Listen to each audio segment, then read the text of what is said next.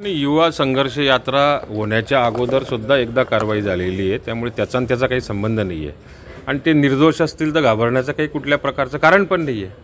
आज त्यांच्या ह्या सगळ्या गोष्टींमध्ये किती क्लिअरिटी आहे हे सिद्ध करण्याची जबाबदारी रोहित पवारांची. घाबरून जाण्याचं काही कारण नाही आहे आणि त्याच्याशी राजकीय तुलना करणं हे योग्य नाही आहे.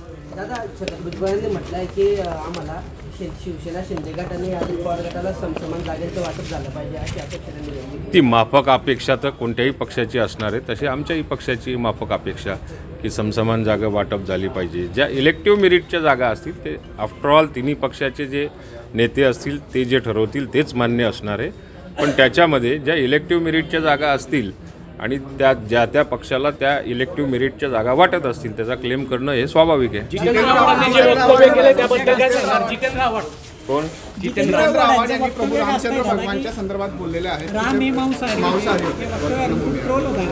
नाही, जितेंद्र आव्हाड हा माणूस असा आहे की त्याच्या माध्यमातून श्रीराम भक्तांच्या ज्या भावना दुखवलेल्या आहेत तो भावना दुखवण्याचा त्याला कुठल्याही प्रकारचा अधिकार नाही. माननीय जितेंद्र आव्हाड साहेबांना त्यांना आमची विनंती आहे की कुठल्याही धर्माचे जे देव असतील, दानव असतील, देव असतील त्यांच्या बाबतीमध्ये भावना दुखवण्याचा त्यांना कुठल्याही प्रकारचा अधिकार नाही. हे त्यांनी केलेलं अत्यंत चुकीचं वक्तव्य आहे. दोन धर्मांमध्ये तेढ कशी निर्माण होईल याचा सातत्याने दोन वेगवेगळ्या जातींच्या जातींमध्ये कसा वाद होईल याचा सातत्याने प्रयत्न जितेंद्र आव्हाडांचा आम्ही आत्तापर्यंत बघितलेला आहे. दिलीप वाघांच्या भूमिकेसंदर्भात एक संभ्रम निर्माण झालेला आहे. तुमच्याकडून देखील फेरनियुक्ती देण्यात आलेली होती, परंतु त्यांनी शरद पवार गटाच्या शिबिराला उपस्थिती लावली. त्यानंतर स्पष्टीकरण त्यांनी स्पष्ट दिलेलं नाही.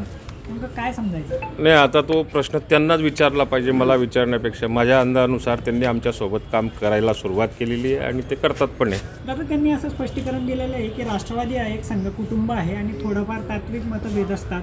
नेमका अर्थ काय काढायचा? त्यांनी त्यांचं वैयक्तिक मत आहे, असा कुठल्याही प्रकारचं आपल्याला भाऊ करण्याचं किंवा त्यांनी काय मत मांडलेलं त्याची आवश्यकता नाही.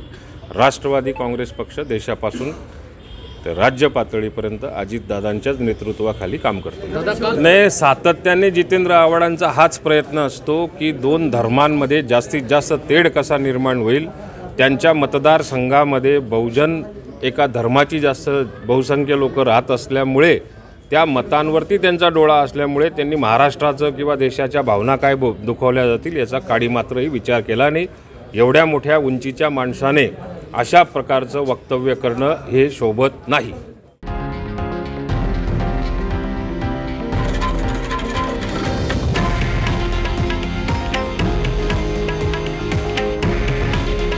हे आहे देशातील नंबर 1 न्यूज नेटवर्क आणि आपण पाहत आहात TV9 मराठी. काळजी तुमची, हित महाराष्ट्राचं.